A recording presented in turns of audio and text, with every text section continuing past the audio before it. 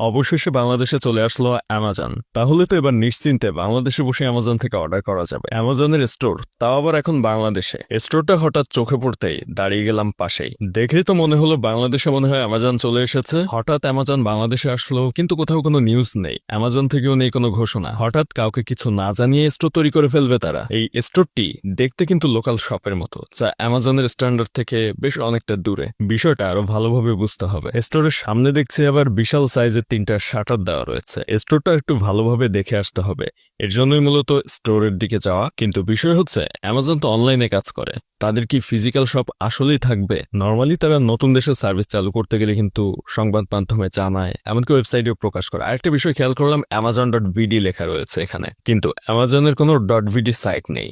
তাদের official site হচ্ছে amazon.com। চিন্তা করলাম বাংলাদেশের অ্যামাজনের সামনে যখন এসেই পড়েছি, কয়েকটা ছবি নিয়ে যায় অন্তত। তো মূল বিষয় হচ্ছে অ্যামাজনের নামে উত্তরায় যে দোকানটি চালু হয়েছে সেটা আসলে অফিসিয়াল নয় বলে মনে হয়েছে, কারণ অ্যামাজন মূলত অনলাইন ভিত্তিক প্ল্যাটফর্ম এবং কেবল কিছু দেশে তাদের সীমিত সংখ্যক হাইটেক স্টোর চালায় তারা। কিন্তু প্রধানত এই স্টোরটি সম্পূর্ণ একটা লোকাল শপের মতোই লেগেছে। তাছাড়া অ্যামাজন এখনো পর্যন্ত কোনো ঘোষণা করেনি, এমনকি তাদের .vd কোনো সাইটও নেই। তাহলে এখন প্রশ্ন আসতে পারে, এই অ্যামাজন আসলে কি? মূলত এটা হতে পারে মধ্যস্থতাকারী কোনো সার্ভিস, যারা গ্রাহকের হয়ে বিদেশি সাইট থেকে পণ্য কিনে এনে দেয়। তো এরকম সার্ভিসের কোনো একটা স্টোর এটা হতে পারে। অ্যামাজনের কোনো অফিসিয়াল শপ আসলে এটা না। তবে কে কে চান বাংলাদেশে অ্যামাজন আসুক, কমেন্টে অবশ্যই জানাবেন এবং ফলো দিবেন পেজটা, চ্যানেলটা সাবস্ক্রাইব করে রাখবেন এরকম আরো ভিডিও পাওয়ার জন্য।